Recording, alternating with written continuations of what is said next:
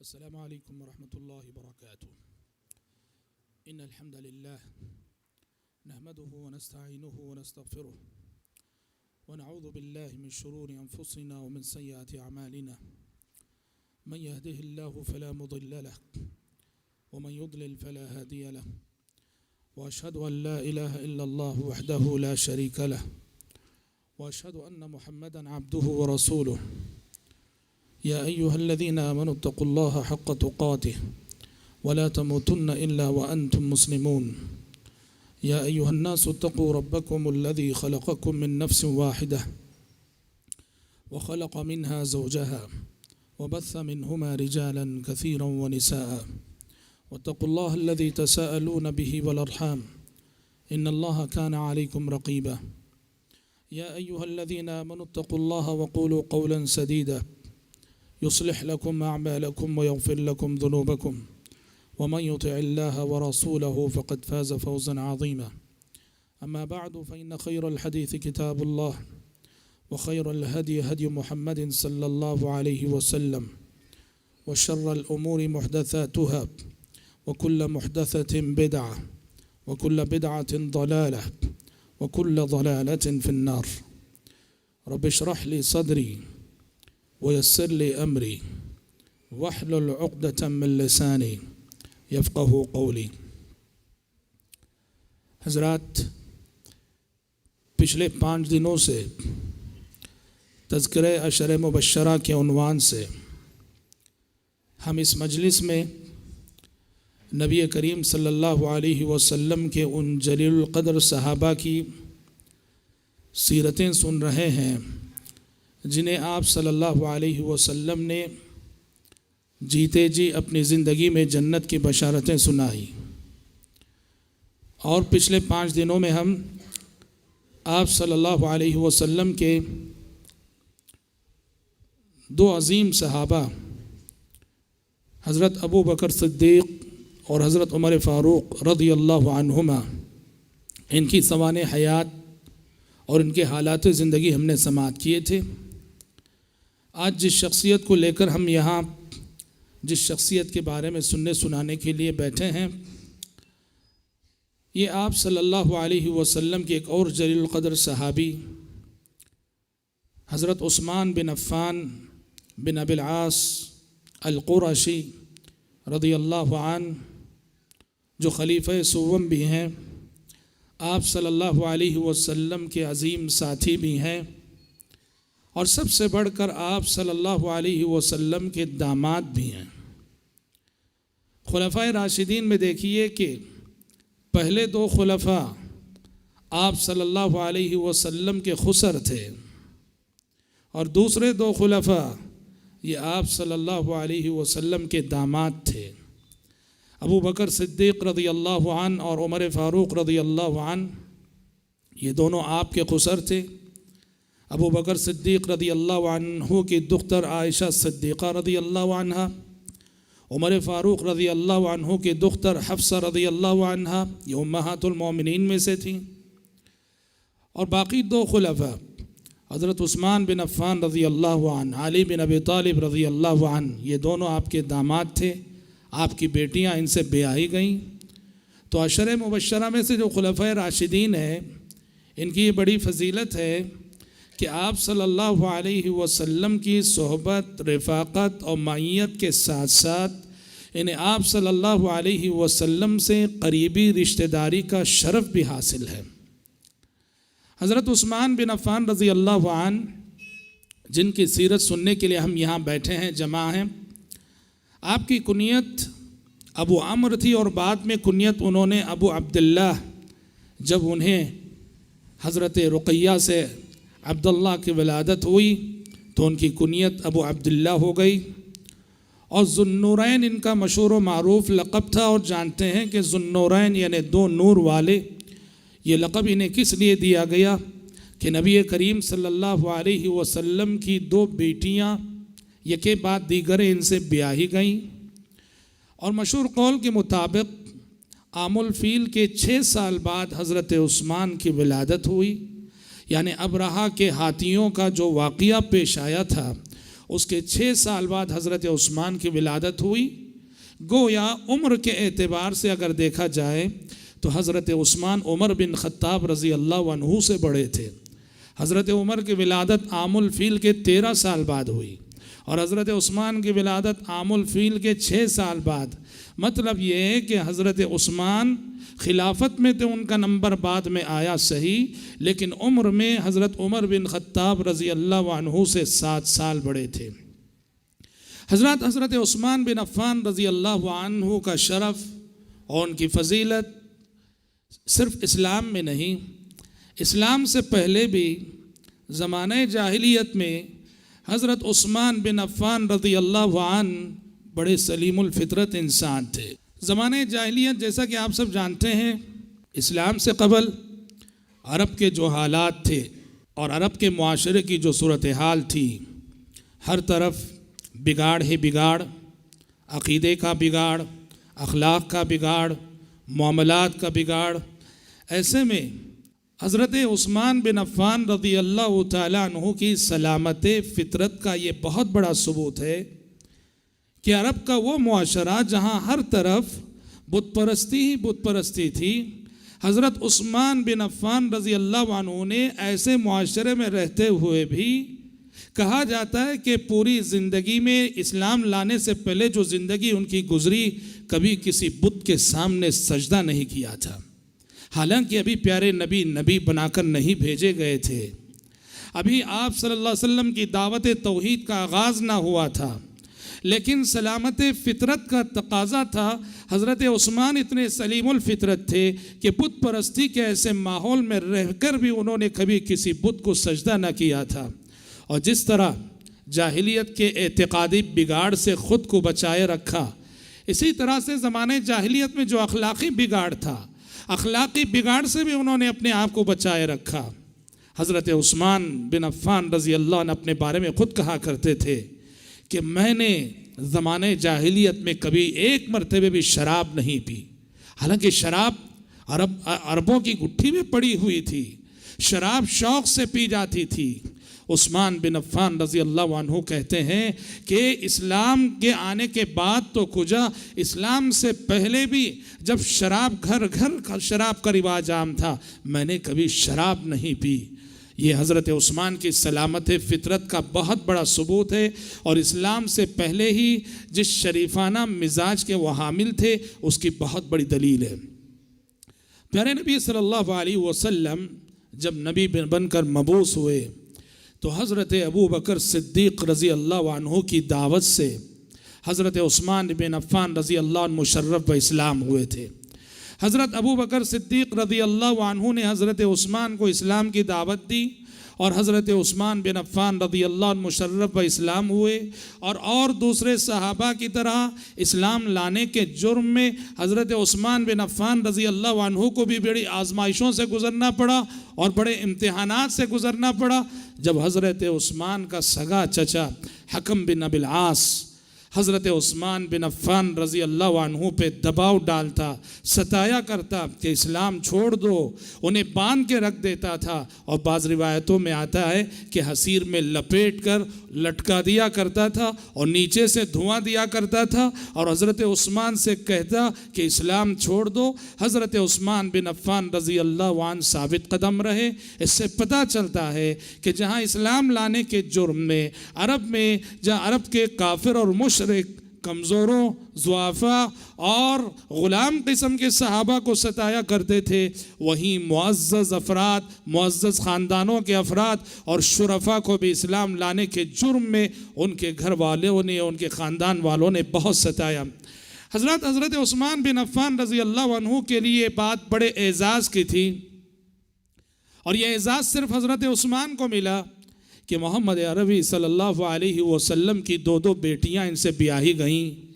پہلے تو حضرت رقیہ جو نبی کریم صلی اللہ علیہ وسلم کی دختر تھی، وہ ان کی زوجیت میں آئیں، اور حضرت رقیہ کے بعد جب ان کی وفات ہو گئی تو پیارے نبی کی دوسری بیٹی حضرت ام کلثوم رضی اللہ عنہا بھی ان سے بیاہی گئیں۔ اور اہل علم کہتے ہیں کہ پوری انسانی تاریخ میں آدم علیہ السلام سے محمد صلی اللہ علیہ وسلم تک نبوت و رسالت کا جو سلسلہ چلا، اس میں عثمان بن عفان رضی اللہ عنہ کی وہ واحد شخصیت ہے کہ جن کی زوجیت میں ایک پیغمبر کی 2 بیٹیاں آئیں۔ دنیا کی تاریخ میں کسی شخص کو یہ اعزاز نہیں ملا کہ کسی پیغمبر کی 2 بیٹیوں سے اس نے اپنی زندگی میں نکاح کیا ہو۔ یہ پوری تاریخ میں، پورے ہسٹری میں یہ خصوصیت اور اعزاز اور صرف عثمان بن عفان رضی اللہ عنہ کو ملا کہ محمد عربی صلی اللہ علیہ وسلم کی 2 چہیتی بیٹیاں ان سے بیاہی گئی۔ پہلے رقیہ سے بیاہے گئے اور بعد میں رقیہ رضی اللہ عنہا کی جب وفات ہو گئی تو کلثوم رضی اللہ عنہا ان کی زوجیت میں آئیں۔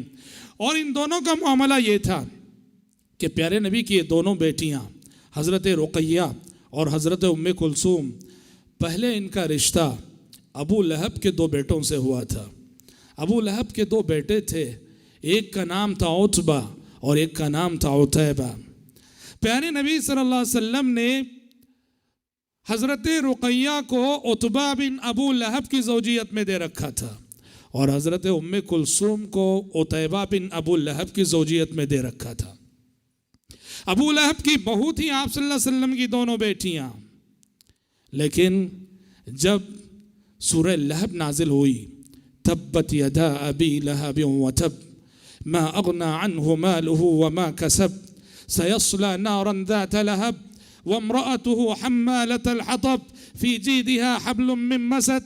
اسلام اور پیغمبر اسلام کے سلسلے میں ابو لہب اور ابو لہب کی بیوی ام جمیل کی جو شرارتیں تھیں، ان شرارتوں کو بے نقاب کرتے ہوئے اور ان دونوں کے حق میں وعید سناتے ہوئے جب آسمان سے سورہ لہب نازل ہوئی، انتقام کی آگ بھڑکنے لگی ابو لہب کے دل میں، اور اس نے اپنے دونوں بیٹوں سے کہا کہ میری وفاداری کا تقاضا ہے کہ محمد کی دونوں بیٹیوں کو چھوڑ دو۔ چنانچہ ان دونوں نے آپ صلی اللہ علیہ وسلم کی دونوں بیٹیوں کو طلاق دے دی۔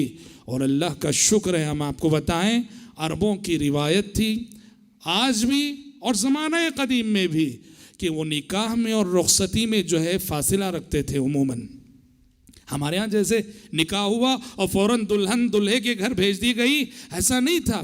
یہاں بھی وہی ہوا تھا کہ دونوں حضرت رقیہ اور حضرت کلثوم کا عتبہ بن ابو لہب اور عتیبہ بن ابو لہب سے صرف نکاح ہوا تھا، ابھی رخصتی نہیں ہوئی تھی۔ اللہ کا شکر ہے کہ رخصتی سے پہلے ہی ان دونوں نے طلاق دے دی، اور اس طرح سے حضرت عثمان بن عفان رضی اللہ عنہ کی زوجیت میں آپ صلی اللہ علیہ وسلم نے پہلے رقیہ کو دیا رضی اللہ عنہا، اور حضرت رقیہ کی وفات بدر کے موقع پہ ہو گئی۔ بدر کے موقع پہ پیارے نبی جب جنگ بدر کو نکل رہے تھے، حضرت رقیہ بیمار تھیں، مریض تھیں، تو حضرت عثمان کو پیارے نبی مدینے ہی میں چھوڑ گئے۔ اور جب پیارے نبی صلی اللہ علیہ وسلم جنگ بدر سے فارغ ہو کر اور فتح و نصرت کی بشارتیں لے کر مدینے میں داخل ہو رہے تھے، تو حضرت عثمان آپ صلی اللہ علیہ وسلم کی لخت جگر اور اپنی بیوی حضرت رقیہ کو بقیع قبرستان میں دفن کر کے آ رہے تھے۔ اللہ اکبر۔ اس کے بعد سن 2 ہجری میں بدر ہوئی اور سن 2 ہجری میں حضرت رقیہ کی وفات ہوئی۔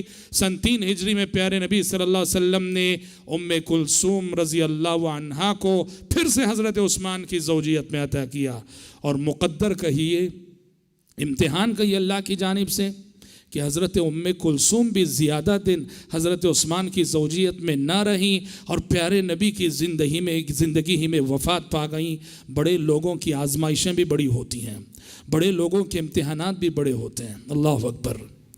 اور بعض روایتیں یہاں تک کہتی ہیں کہ جب حضرت رقیہ بھی وفات پا گئیں، کلثوم بھی وفات پا گئیں، اس وقت پیارے نبی نے فرمایا تھا حضرت عثمان سے کہ عثمان، اگر اس وقت میرے پاس کوئی اور بیٹی ہوتی اس کو بھی میں تمہاری زوجیت میں دے دیا ہوتا۔ کتنے پیارے داماد رہے ہوں گے، کتنے پیارے داماد رہے ہوں گے عثمان بن عفان رضی اللہ عنہ، جنہوں نے حسن صحبت اور پیارے نبی کی بیٹیوں کے ساتھ اتنا اچھا سلوک کیا کہ محمد عربی صلی اللہ علیہ وسلم یہ آرزو کر رہے ہیں کہ اگر میری تیسری بیٹی بھی اگر ہوتی اس وقت تو میں عثمان کی زوجیت میں دے دیا ہوتا۔ یہ بہت بڑا ثبوت ہے، حضرت عثمان کے اخلاق کا، حضرت عثمان کے کردار کا اور حضرت عثمان کے کیریکٹر کا، ورنہ تو عموماً دامادوں کے اخلاق یہ ہوتے ہیں، داماد یہ چاہتا ہے کہ سسرال کے لوگ میرے سامنے دب کر چلے، سسرال کے لوگوں پر میری حکومت چلے، سسرال میں میرا چلے، میری ہر بات مانی جائے۔ داماد سسرال والوں پہ بسا اوقات ظلم کرتے ہیں، لیکن وہی سے تھے داماد عثمان بن عفان رضی اللہ عنہ نے کریمانہ اخلاق کے ثبوت دیے۔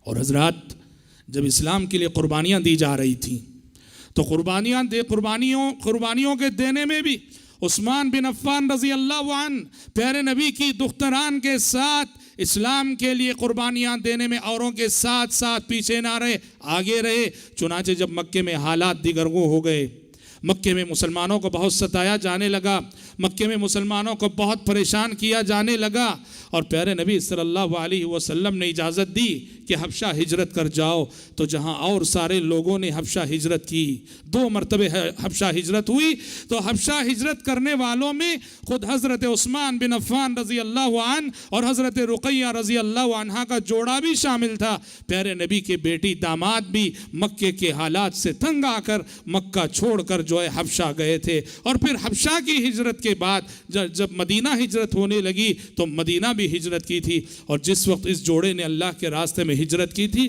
تب پیارے نبی نے فرمایا تھا کہ حضرت ابراہیم اور سارہ کے بعد یہ دوسرا جوڑا ہے جو اللہ کے راستے میں ہجرت کر رہا ہے۔ حضرات، حضرت عثمان بن عفان رضی اللہ عنہ کی شخصیت صفات کے اعتبار سے دیکھا جائے، اخلاق کے اعتبار سے اگر دیکھا جائے، بڑی عظیم صفات کی حامل تھی، بڑی عظیم صفات سے متصف تھے حضرت عثمان بن عفان رضی اللہ عنہ۔ حضرت عثمان کے اخلاق کو اگر دیکھو تو بالکل اخلاق نبوت ہیں، وہ اخلاق نبوت ہیں۔ وہ پیغمبر جن اخلاق سے متصف ہوتے تھے، انبیاء جن اخلاق سے متصف ہوتے تھے، پیغمبرانہ صفات تھیں، پیغمبرانہ اخلاق تھے حضرت عثمان بن عفان رضی اللہ عنہ کے۔ پہلی صفت تو ان کی نرم روی اور نرم مزاجی، طبیعت کے نرم تھے، مزاج کے نرم تھے، نرم گفتگو کرتے تھے، اور یہ نرمی پیغمبرانہ صفت ہے۔ اللہ تعالیٰ نے پیارے نبی سے مخاطب ہو کے کہا فَبِمَا رَحْمَةٍ مِّنَ اللَّهِ لِنْتَ لَهُمْ فَبِمَا رَحْمَةٍ مِّنَ اللَّهِ لِنْتَ لَهُمْ۔ اے پیغمبر، یہ اللہ کی خاص مہربانی ہے آپ پر کہ آپ لوگوں کے حق میں بڑے نرم مزاج ثابت ہوئے ہیں۔ پتہ چلا جس کو نرمی اور نرم مزاج مل گیا اس کو اللہ کی خاص رحمت مل گئی، جس کو نرم روی مل گئی اس کو اللہ کی خاص رحمت مل گئی۔ اور عثمان بن عفان رضی اللہ عنہ کو اخلاق نبوت کا یہ حصہ ملا ہوا تھا کہ بڑے نرم مزاج تھے، نرم خو تھے، نرم طبیعت تھے۔ نرمی کے ساتھ ساتھ تواضع، عاجزی، انکساری، دور دور تک غرور نام کی کوئی چیز نظر نہیں آتی۔ وہ رئیس زادے تھے، بڑے خاندان کے فرد تھے، فی نفسی ہی امیر تھے، مالدار تھے، لیکن اللہ کی قسم حیات عثمانی شروع سے آخر تک پڑھ لو، کہیں آپ کو دور دور تک غرور اور تکبر کا ذرا سا بھی شائبہ نظر نہیں آئے گا۔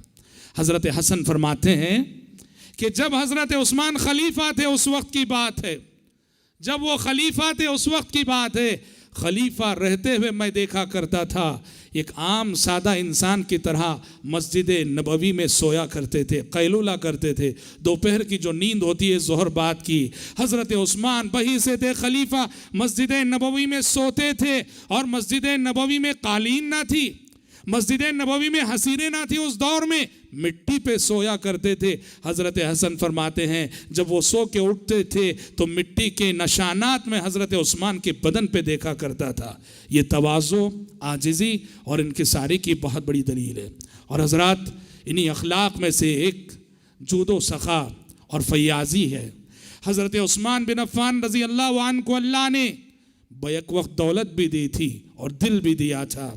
یہ دو چیزیں بہت کم کسی کے پاس جمع ہوتی ہیں، دولت اور دل۔ جس کو دولت ملتی ہے اسے دل نہیں ملتا، اور جس کے پاس دل ہوتا ہے اس کے پاس دولت نہیں ہوتی۔ خوش نصیب ہے وہ انسان جسے دونوں چیزیں مل جائیں، دولت بھی مل جائے اور دل بھی مل جائے۔ عثمان بن عفان رضی اللہ عنہ کو یہ دونوں نعمتیں ملی ہوئی تھیں، دولت بھی تھی، دل بھی تھا، اور جیسا کہ ہم آگے بتائیں گے انہوں نے اپنے مال کو خدمت اسلام کے لیے وقف کر رکھا تھا، اور ان کا شمار ان صحابہ میں ہوتا ہے جو بڑے فیاض اور بڑے سخی مانے جاتے ہیں۔ اور حضرات عثمان بن عفان رضی اللہ عنہ بڑے رقیق القلب تھے.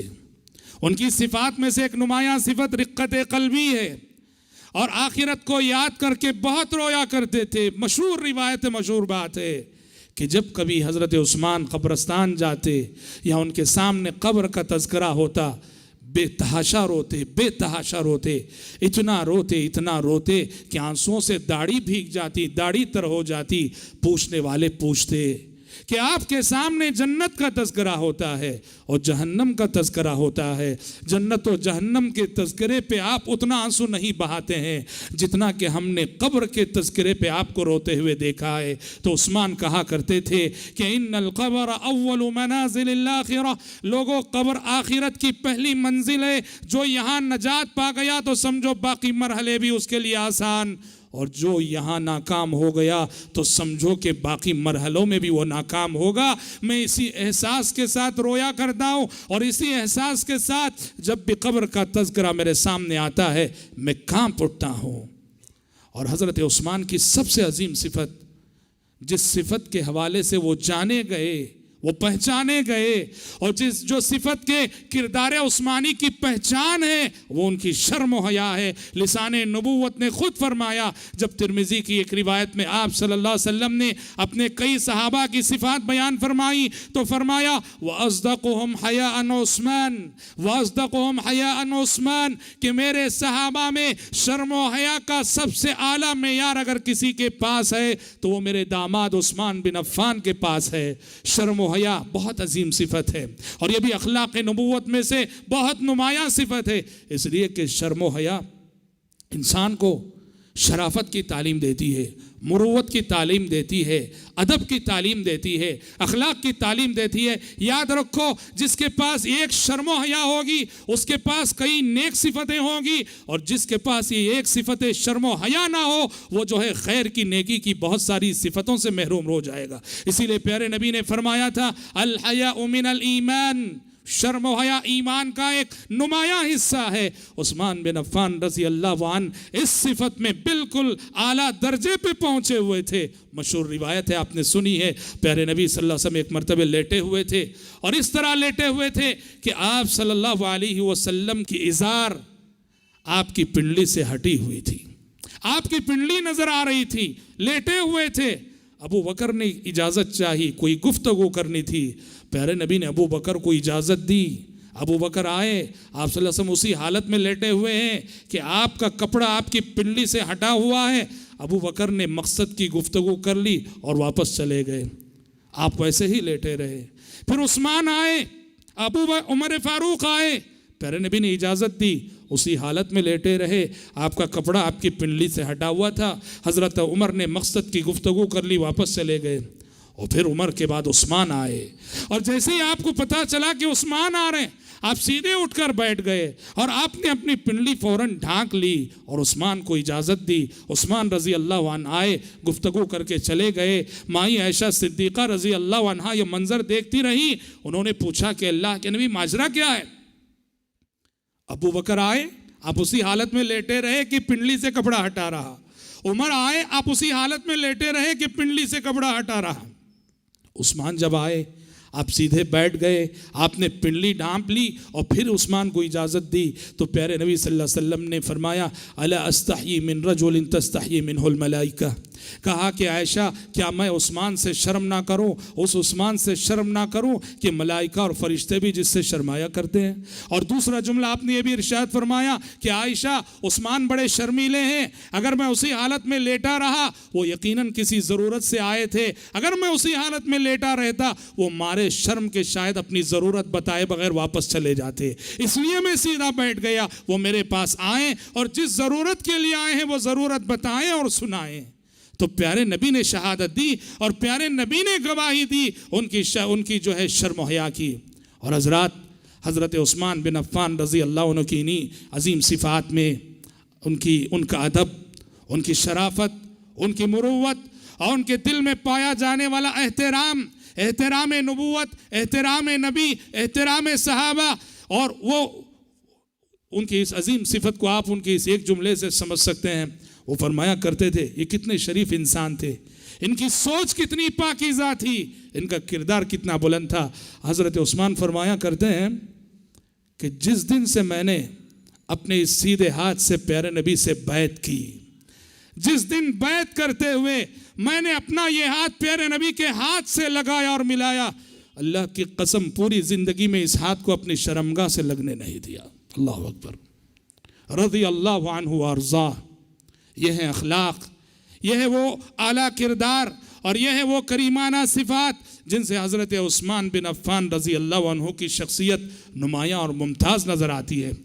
حضرات، عثمان بن عفان رضی اللہ عنہ، ان کی ایک بہت بڑی منقبت اور ان کا ایک بہت بڑا کارنامہ یہ ہے کہ جیسا کہ میں نے ابھی بتایا، اپنے مال کو انہوں نے خدمت اسلام کے لیے وقف کر رکھا تھا۔ جب بھی پیارے نبی کو پیسے کی ضرورت ہوتی، مال کی ضرورت ہوتی، اسلام کو مال کی اور دولت کی ضرورت ہوتی، جن صحابہ کے نمایاں نام سر فہرست آتے ہیں، ابو بکر صدیق رضی اللہ عنہ کے بعد سب سے نمایاں نام عثمان بن عفان رضی اللہ عنہ کا آتا ہے۔ خوش نصیب ہیں وہ لوگ کہ جو اللہ جنہیں دولت دے اور وہ اپنی دولت کو دین کی خدمت کے لیے لگاتے ہوں۔ عثمان بن عفان رضی اللہ عنہ کا نام اس حیثیت سے دیکھا جائے تو اس امت کے ان نمایاں افراد میں آتا ہے کہ جب اسلام کی تاریخ شروع ہوئی تھی تو اسلام کو اور مسلمانوں کی ترقی کے لیے جب پیسے کی ضرورت ہوئی، دولت کی ضرورت رہی، پانی کی طرح جنہوں نے اپنی دولت کو اللہ کی راہ میں بہایا، ان میں سے ایک نمایاں نام حضرت عثمان بن عفان رضی اللہ عنہ کا آتا ہے۔ کتنے واقعات ہیں۔ صحابہ ہجرت کر کے مدینہ پہنچے، مدینہ میں ایک بہت بڑا مسئلہ یہ آیا، پینے کا پانی نہیں مل رہا ہے۔ ایک ہی کنواں ہے جہاں پینے کا میٹھا پانی مل رہا ہے، اور وہ بھی ایک یہودی کے پاس ہے، بئر روما، اور وہ یہودی صحابہ سے کو پیسے لے لے کے پانی بیچ رہا تھا۔ کب تک خرید کر پیئیں گے؟ پیارے نبی صلی اللہ علیہ وسلم نے حضرت عثمان بن عفان رضی اللہ عنہ سے کہا۔ حضرت عثمان بن عفان رضی اللہ عنہ نے 35,000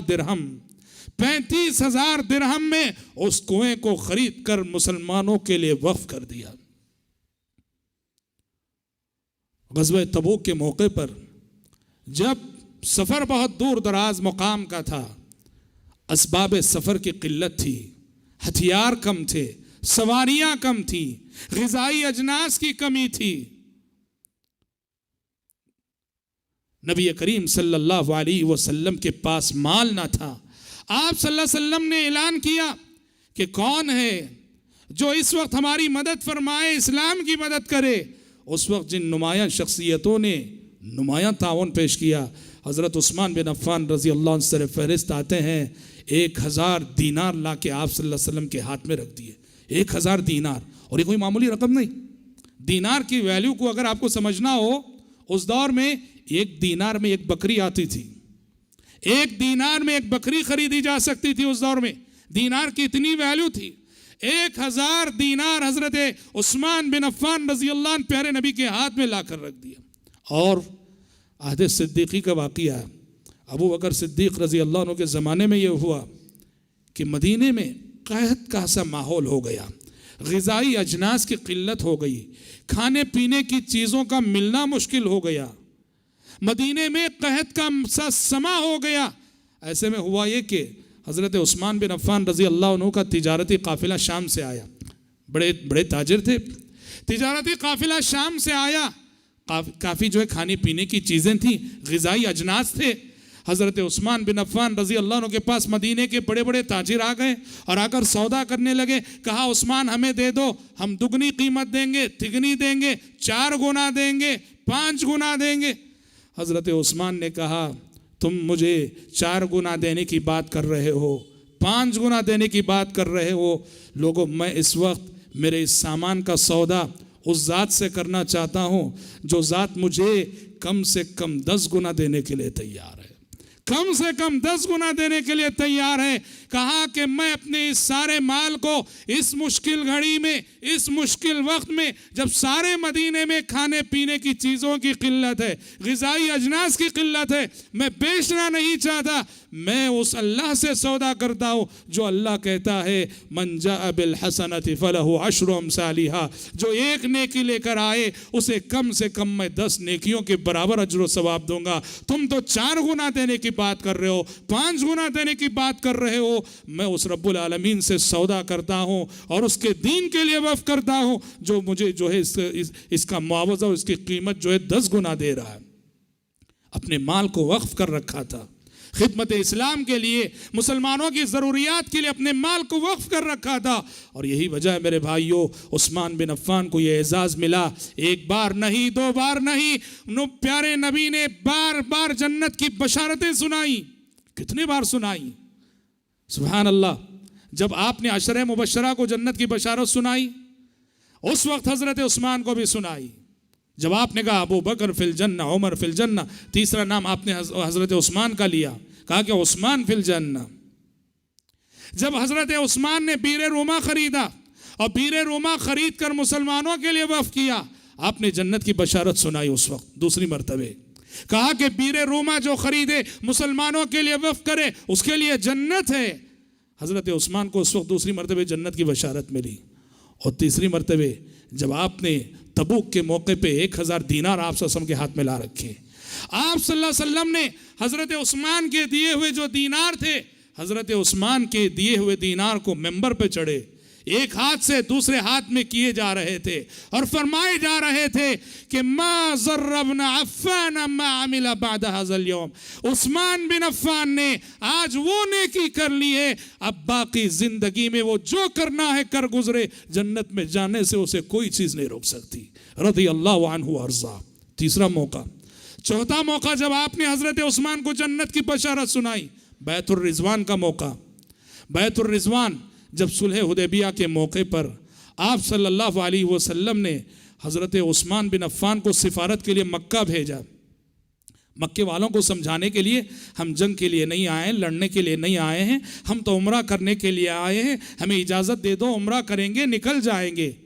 اور ہوا یہ کہ مکے والوں نے حضرت عثمان کو ذرا روک لیا، یہاں تک کہ یہ افواہ مشہور ہو گئی کہ حضرت عثمان شہید کر دیے گئے. یہ افواہ جب مشہور ہوئی تو آپ صلی اللہ علیہ وسلم نے 1400 صحابہ جو آپ کے ساتھ تھے ان سے بیعت لی ایک درخت کے نیچے، بیعت کرو کہ عثمان کے خون کا بدلہ لے کر رہیں گے.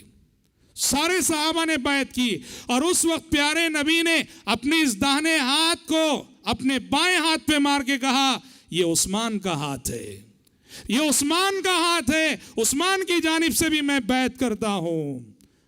اور ہوا آسمان سے اس کے بعد وحی آ گئی لقد رضی اللہ عن المؤمنین اذ یبایعونک تحت الشجرہ، کہ جو آپ کے نیچے جن لوگوں نے بیعت کی ہے آپ کے ہاتھ پر درخت کے نیچے، ان لوگوں سے اللہ راضی ہو گیا اور اللہ کی رضا کا نتیجہ جنت ہے. اس طرح حضرت عثمان بن عفان رضی اللہ عنہ گرچہ بنفس نفیس شریک نہ رہے لیکن آپ نے اپنے دست مبارک کو عثمان بن عفان کا دست مبارک قرار دے کر جو بیعت کی، تو مکے میں رہتے ہوئے بھی اس اعزاز اور شرف میں عثمان بن عفان خود بخود شامل ہو گئے. یہ اور بات ہے کہ بعد میں پتہ چلا کہ جو افواہ تھی وہ غلط خبر تھی، حضرت عثمان شہید نہیں ہوئے ہیں اور صحیح سالم حضرت عثمان لوٹ آئے. یہ چوتھا موقع تھا جب حضرت عثمان کو بشارت ملی جنت کی. پانچواں موقع، ابو موسیٰ اشعری رضی اللہ عنہ کہتے ہیں کہ ایک مرتبہ میرے دل میں یہ بات آئی کہ پیارے نبی جہاں بھی رہیں، جس حال میں بھی رہیں، میں آپ صلی اللہ علیہ وسلم کا محافظ بن کر آپ کی نگرانی کروں گا. حضرت ابو موسیٰ کہتے ہیں گیا میں دیکھا آپ صلی اللہ علیہ وسلم مدینے کے ایک باغیچے میں تنہا بیٹھے ہیں. مدینے کا ایک باغیچہ ہے، اس کا دروازہ ہے، اندر داخل ہوئے آپ صلی اللہ علیہ وسلم اور وہاں بیٹھے اور ایسے بیٹھے ہیں کنویں میں آپ پیر لٹکائے ہوئے بیٹھے ہیں. کنواں ہے، کنویں میں پیر لٹکائے بیٹھے ہیں. حضرت ابو موسیٰ دروازے پہ کھڑے ہو گئے. حضرت ابو موسیٰ اشعری رضی اللہ عنہ کہتے ہیں اتنے میں ایک شخص نے دستک دی، دستک دے کر آنے کی اجازت چاہی. میں نے پیارے نبی سے ذکر کیا کہ اللہ کے نبی کوئی دستک دے رہا ہے اور آنے کی اجازت چاہ رہا ہے. پیارے نبی نے کہا افتح لہ وبشرہ بالجنہ، کہا کہ ابو موسیٰ دروازہ کھولو اور اس شخصیت کو آنے دو اور ساتھ ہی جنت کی بشارت سنا دو. دروازہ کھولا، دیکھا کہ ابو بکر صدیق ہیں رضی اللہ عنہ. ابو بکر صدیق آئے رضی اللہ عنہ، اور پیارے نبی جہاں کنویں میں پیر لٹکائے بیٹھے تھے، آپ صلی اللہ علیہ وسلم کے پہلو میں ابو بکر صدیق رضی اللہ عنہ پیر لٹکائے بیٹھ گئے. دروازہ بند کر دیا حضرت ابو موسیٰ نے، کھڑے رہے. پھر کسی آنے والے نے دستک دی. حضرت ابو موسیٰ اشعری رضی اللہ عنہ نے پیارے نبی سے کہا، اللہ کے نبی ایک اور شخصیت دستک دے رہی ہے. پیارے نبی نے کہا افتح لہ وبشرہ بالجنہ، کہا کہ دروازہ کھول دو اور اس شخصیت کو بھی جنت کی بشارت دے دو. دروازہ کھولا، دیکھا عمر بن خطاب ہے رضی اللہ عنہ، وہ بھی آئے اور وہ ابو بکر صدیق رضی اللہ عنہ کے بازو پیر لٹکائے کنویں میں بیٹھ گئے. دروازہ بند کر دیا. پھر دروازے پہ دستک ہوئی. ابو موسیٰ اشعری رضی اللہ عنہ پیارے نبی کے پاس آئے اور عرض کیا کہ ایک اور شخصیت اجازت چاہ رہی ہے. پیارے نبی نے کہا کہ افتح لہ وبشرہ بالجنہ علی بلویٰ تصیبہ، کہا کہ دروازہ کھول دو اور اس شخصیت کو بھی جنت کی بشارت سنا دو، مگر ساتھ ہی یہ کہہ دو جنت ملے گی لیکن ایک امتحان سے گزرنے کے بعد، ایک آزمائش سے گزرنے کے بعد. پیشن گوئی تھی، حضرت عثمان کی شہادت کی طرف اشارہ تھا. حضرت ابو موسیٰ جو ہے دروازہ کھولے تو عثمان بن عفان تھے. حضرت عثمان آئے، دیکھا کہ جس جگہ پیارے نبی ابو بکر عمر رضی اللہ عنہ پیر لٹکائے بیٹھے ہیں وہاں بازو بیٹھنے کے لیے جگہ نہیں تھی. حضرت عثمان ذرا ہٹ کر بیٹھ گئے وہاں. اس حدیث کو بیان کر کے حضرت سعید بن مسیب جو سید التابعین ہیں، انہوں نے اس حدیث سے ایک نقطہ مستنبط کیا. کہا کہ میں یہ سمجھتا ہوں پیارے نبی کے بازو ابو بکر عمر ان دونوں کو بیٹھنے کے لیے جگہ مل گئی، عثمان کو وہاں بیٹھنے کے لیے جگہ نہ ملی. یہ دراصل زندگی ہی میں اللہ کی جانب سے اشارہ تھا کہ وفات کے بعد ابو بکر اور عمر کو پیارے نبی کے پہلو میں جگہ ملنے والی ہے اور عثمان بن عفان کے لیے جگہ نہیں رہے گی تو وہ بقیع میں دفن ہوں گے. سعید بن مسیب رحمۃ اللہ علیہ اس سے ایک استدلال کرتے تھے اور استنباط کرتے تھے. کہنا یہ ہے میرے بھائیوں، عثمان بن عفان رضی اللہ عنہ کی شخصیت وہ شخصیت ہے جسے ایک بار نہیں، دو بار نہیں، بار بار لسان نبوت نے جنت کی بشارت سنائی ہے. کتنے بڑی شرف کی بات ہے، کتنی بڑی خوش نصیبی ہے اور کیسی سعادت مندی ہے. اور حضرت عثمان بن عفان رضی اللہ عنہ کی کردار کا دوسرا پہلو خلافت کا ہے. خلافت حضرت عثمان بن عفان رضی اللہ عنہ تک کیسے پہنچی اور کیسے ان کے ہستے میں آئی. کل ہم نے حضرت عمر بن خطاب رضی اللہ عنہ کی شہادت کا واقعہ آپ کو سنایا. حضرت عمر بن خطاب رضی اللہ عنہ کی شہادت کے موقع پر لوگوں نے جب حضرت عمر سے پوچھا کہ آپ زندگی کی آخری سانس لینے سے پہلے یہ بتا کر جائیے کہ آپ کے بعد ہم کسے خلیفہ بنائیں، حضرت عمر رضی اللہ عنہ نے کہا کہ میں بجائے اس کے کہ کوئی کسی ایک شخصیت کا نام لوں، حضرت عمر نے کہا میں 6 افراد کا تعین کرتا ہوں، 6 افراد کا نام لیتا ہوں. یہ 6 افراد ان کی ذمہ داری ہے کہ وہ آپس میں مشورہ کر کے اپنے میں سے کسی کو خلیفہ بنا لیں. کون تھے 6 افراد؟ طلحہ بن عبید اللہ، زبیر بن عوام، سعد بن ابی وقاص، عبد الرحمن بن عوف، عثمان بن عفان، علی بن ابی طالب رضی اللہ عنہ، سب عشرہ مبشرہ میں سے ہیں. حضرت عمر نے کہا یہ 6 افراد کا نام میں بتا کے جاتا ہوں، میری وفات کے بعد یہ 6 افراد آپس میں مشورہ کر کے کسی کو خلیفہ منتخب کر لیں. حضرت عمر بن خطاب رضی اللہ عنہ کی تدفین کے بعد ایک کمیٹی بیٹھ کر پہلے مرحلے میں یہ ہوا کہ ان میں سے 3 لوگ خلافت سے دستبردار ہو گئے. کہا کہ ہم نہیں چاہتے، ہمیں خلافت نہیں چاہیے. یہ کون ہے؟ حضرت طلحہ، حضرت زبیر، حضرت سعد بن ابی وقاص. یہ 3 دستبردار ہو گئے اپنے حق سے. باقی رہ گئے 3، عبد الرحمن ابن عوف، عثمان بن عفان رضی اللہ عنہ اور علی بن ابی طالب رضی اللہ عنہ. عبد الرحمن ابن عوف رضی اللہ عنہ نے دیکھا کہ اب صرف وہ 3 بچے ہیں، 3 میں سے کسی کو خلیفہ بننا ہے. وہ دستبردار ہو گئے. کہا کہ میں بھی دستبردار ہوتا ہوں، اور دستبردار ہو کر کہا عثمان اور علی ان دونوں میں سے کوئی خلیفہ بنے گا. اب کون بنے، کیا معیار ہو؟ حضرت عبد الرحمن نے حضرت عثمان اور حضرت علی دونوں سے کہا مجھے تھوڑا وقت دینا، میں لوگوں سے مشورہ کروں گا. وقت لے کر حضرت عبد الرحمن ابن عوف تقریباً 3 دنوں تک لوگوں سے مشورہ کرتے رہے، لوگوں کی رائے لیتے رہے، عامت المسلمین کی رائے لیتے رہے. ایک طرف عثمان ہے، ایک طرف علی ہیں رضی اللہ عنہ اجمعین، کس کو خلیفہ بنانا ہے؟ तमाम लोगों की राय लेने के बाद हज़रत अब्दुर्रहमान इब्न औफ ने देखा कि रुझान पूरी आवाम का हज़रत उस्मान बिन अफ़्फ़ान रज़ी अल्लाह अन्हु की तरफ है। क्यों? देखो, दोनों दामाद हैं, लेकिन हज़रत उस्मान और हज़रत अली में एक फ़र्क क्या था जानते हैं? फ़र्क ये था, उम्र का काफ़ी तफावत था। हज़रत अली हज़रत उस्मान के सामने उम्र में बहुत छोटे, हज़रत उस्मान उम्र में बहुत बड़े। जैसा कि मैं बताया, उम्र का अगर ख्याल करें तो हज़रत उमर से भी बड़े थे हज़रत उस्मान। तो ये रीज़न था, ये सबब था कि तकरीबन सारा मदीना हज़रत उस्मान के हक़ में था। तो जब आम्मतुन्नास की राय मालूम कर ली हज़रत अब्दुर्रहमान इब्न औफ ने, तो दोनों के पास गए, हज़रत उस्मान और हज़रत अली, दोनों से तन्हाई में गुफ्तगू की, हज़रत उस्मान से भी उनसे भी, और दोनों से ये कहा कि अगर मैं उनका नाम लूँ तो आप राज़ी होंगे ना? हज़रत उस्मान ने भी कहा हाँ। हज़रत अली से कहा अगर मैं उनका नाम लूँगा तो राज़ी होंगे ना? उन्होंने कहा कि हाँ। तो बाद में ऐलान किया कि मैंने लोगों से मशवरा किया और देखा कि सारा मदीना सबका रुझान उस्मान बिन अफ़्फ़ान की तरफ है, लिहाजा मैं सबसे पहले उस्मान बिन अफ़्फ़ान के हाथ पे बैत करता हूँ कि वह आज से खलीफा होंगे। चुनांचे अब्दुर्रहमान इब्न औफ की बैत हुई। अब्दुर्रहमान इब्न औफ के बाद बकिया जो उस कमेटी के मेंबर थे उन्होंने बैत की, और फिर सारे मदीने वालों ने बैत की। इस तरह खिलाफत हज़रत उस्मान बिन अफ़्फ़ान रज़ी अल्लाह अन्हु के नसीब में आई, हिस्से में आई, और वह खलीफतुल मुस्लिमीन बन गए। खलीफा बनने के बाद जैसे हज़रत उमर फ़ारूक रज़ी अल्लाह तआला अन्हु ने दो सिमतों में, जैसे मैंने कहा, काम किया, एक दीन की हिफाजत और एक फतूहात। हज़रत उस्मान बिन अफ़्फ़ान रज़ी अल्लाह अन्हु ने भी वही किया। चुनांचे हज़रत उस्मान बिन अफ़्फ़ान रज़ी अल्लाह अन्हु खलीफा बनने के बाद फतूहात का वो सिलसिला जो हज़रत उमर बिन ख़त्ताब रज़ी अल्लाह अन्हु के ज़माने में चल पड़ा था, उस सिलसिले को इन्होंने जारी रखा, उस सिलसिले को जारी रखा। इस्लामी फौजें दुनिया के कोने कोने में पहुंच चुकी थी। हज़रत उमर फ़ारूक रज़ी अल्लाह अन्हु की शहादत की वजह से मुसलमानों के हौसले पस्त ना हुए। ये वो उम्मत है जो ज़ख्म खाती है, जो ज़ख्म खाती है तो फिर से वो ऐसे शिफायाब होती है कि पहले से ज़्यादा चुस्त हो जाती है। ठोकर खा के गिरती है तो वो ऐसे संभलती है कि पहले से ज़्यादा तेज़ रफ्तार हो जाती है। ये इस उम्मत की खुसूसियत है। उमर बिन ख़त्ताब रज़ी अल्लाह अन्हु की शहादत का ज़ख्म ज़रूर था, लेकिन फतूहात का सिलसिला रुका नहीं। हज़रत उस्मान ने फतूहात के सिलसिले को आगे बढ़ाया और नए नए इलाके फ़तह किए। क़ब्रुस फ़तह किया, अर्मीनिया फ़तह किया, खुरासान फ़तह किया। फतूहात का सिलसिला जारी रहा, और इस सिलसिले में हज़रत उस्मान की बहुत बड़ी खुसूसियत यह है कि इस्लामी तारीख़ में पहली मरतबा हज़रत उस्मान की खिलाफत में मुसलमानों ने बहरी हमला किया। बहरी हमला यानी समंदरी हमला।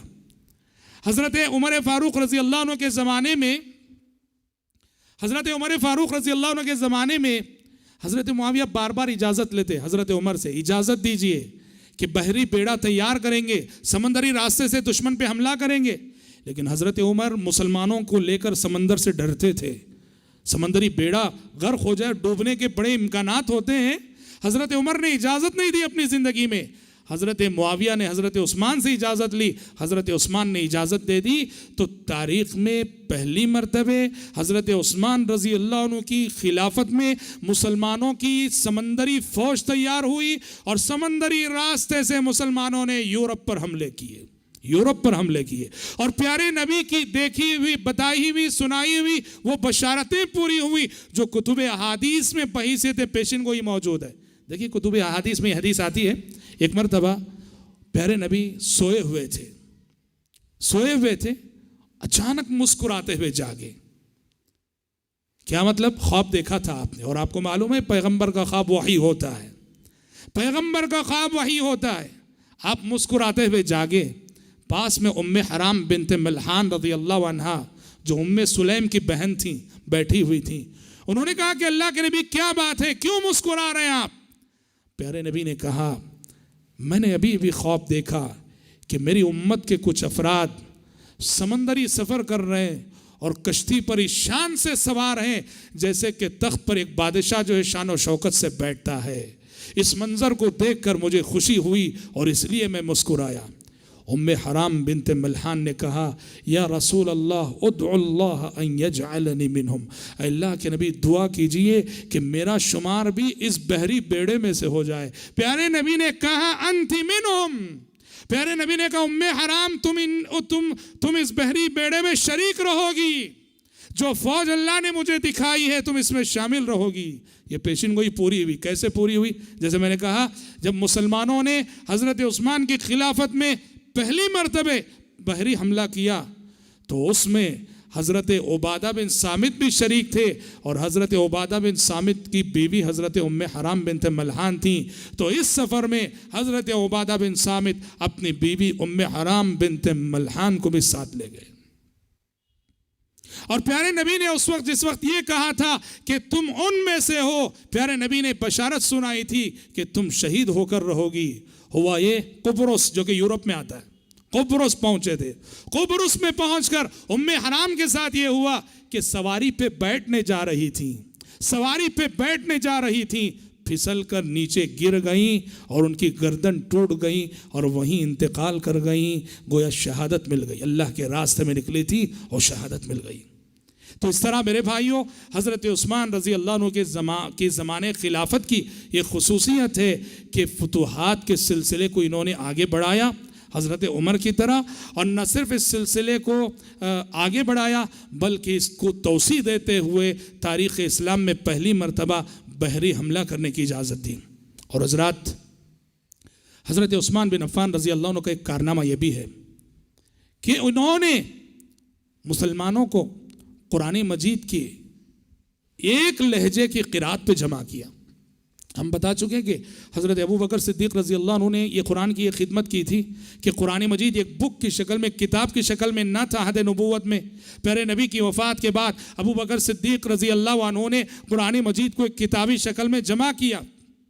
حضرت عثمان کے زمانے میں یہ ہوا کہ اسلام جب پھیلا اور اجنبی لوگ اور عجمی لوگ اسلام میں جوق در جوق داخل ہونے لگے، ہر کوئی اپنے اپنے انداز سے الگ الگ لہجے سے قرآن پڑھنے لگا۔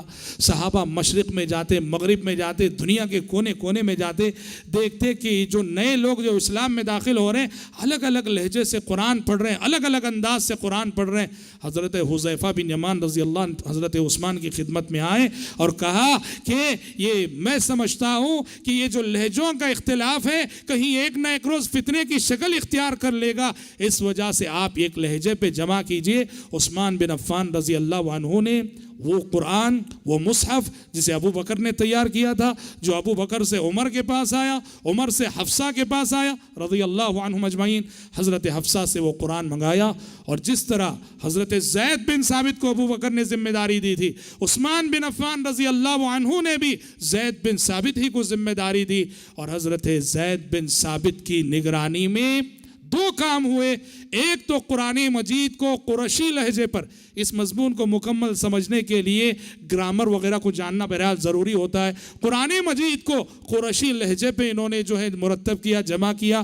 اور دوسرے بعض اہل علم کہتے ہیں کہ قرآن کی سورتوں کی جو موجودہ ترتیب ہے وہ حضرت عثمان بن عفان رضی اللہ عنہ کے زمانے ہی میں دی گئی، اللہ کے نبی صلی اللہ علیہ وسلم کے بتائی ہوئی ترتیب کے مطابق۔ تو قرآن کی یہ خدمت حضرت عثمان بن عفان رضی اللہ عنہ کے زمانے میں ہوئی۔ اور ایک اور خدمت بحیثیت خلیفہ عثمان بن عفان رضی اللہ عنہ نے یہ کی کہ مسجد نبوی تنگ پڑنے لگی۔ ایک تو یہ ہوا کہ مسجد نبوی کی عمارت بوسیدہ ہو گئی تھی۔ آپ کو معلوم ہے کہ مسجد نبوی نبی کریم صلی اللہ علیہ وسلم کے زمانے میں وہ بنی تھی کیسے؟ اس کے ستون جو ہے کھجور کے درختوں کے تھے، کھجور کی چھالوں کی چھت تھی۔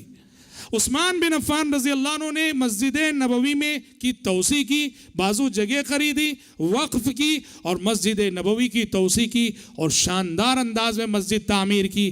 پہلی مرتبہ مسجد نبوی میں جس کا استعمال کیا۔ جس آج جیسے سیمنٹ استعمال کرتے ہیں، آج سے 100 سال پہلے تک بھی جو عمارتیں بنتی تھیں اس میں جس کا استعمال ہوتا تھا۔ اور جس کی خوبی یہ ہے کہ جس یہ موسموں کا مقابلہ کرتا ہے۔ سردی کے موسم میں وہ گھر زیادہ ٹھنڈا نہیں ہوتا جس گھر کی دیواروں پہ جس استعمال ہو، اور گرمی کے موسم میں وہ گھر ٹھنڈا رہتا ہے، گرم نہیں ہوتا جس گھر میں کہ جس استعمال ہوئی ہو۔ عثمان بن عفان رضی اللہ عنہ نے پہلی مرتبہ مسجد نبوی میں جس استعمال کیے اور جس کے ساتھ ساتھ قیمتی پتھر استعمال کیے اور بڑی شاندار بنائی، اور اتنی شاندار بنائی کہ بعض صحابہ کو اعتراض بھی ہونے لگا، کیونکہ مسجد سادہ رہنا چاہیے۔ تو حضرت عثمان جواب دیتے تھے کہ پیارے نبی نے فرمایا ہے من بنا للہ مسجدا بنا اللہ لہ بیتا فی الجنہ، جو اللہ کے لیے مسجد تعمیر کرے گا اللہ اس کے لیے جنت میں ویسا ہی محل تعمیر کرے گا۔ میں شاندار مسجد اس لیے بنا رہا ہوں، شاندار اس لیے بنا رہا ہوں، میں چاہتا ہوں کہ جنت میں میرا محل بھی ایسی شاندار رہے۔ حضرت عثمان بن عفان رضی اللہ عنہ کا اجتہاد تھا۔ بہرحال بحیثیت خلیفۃ المسلمین ہمہ جہت خدمات انجام دیں حضرت عثمان بن عفان رضی اللہ عنہ نے، اور اس کے بعد حضرت عثمان بن عفان رضی اللہ عنہ کی زندگی میں وہ آزمائش آئی جس آزمائش نے انہیں شہادت تک پہنچایا، بہت بڑے امتحان سے گزرے حضرت عثمان بن عفان رضی اللہ عنہ، جس امتحان کا تفصیلی تذکرہ اور ان کی شہادت کا تفصیلی تذکرہ ہم انشاءاللہ تعالی اپنے آنے والے کل کے درس میں کریں گے۔ آج اسی پر اکتفا کرتے ہوئے اللہ تعالیٰ سے دعا کرتے ہیں کہ رب العالمین ہم سب کو، آپ سب کو حضرات صحابہ کرام رضوان اللہ علیہ مجمعین کے نقش قدم پر چلنے کی توفیق عطا فرمائے، اور ان کی جو عظیم صفات ہیں ان صفات کو اپنی عملی زندگیوں میں نافذ کرنے کی توفیق عطا فرمائے، آمین۔ وآخر دعوانا ان الحمد للہ رب العالمین۔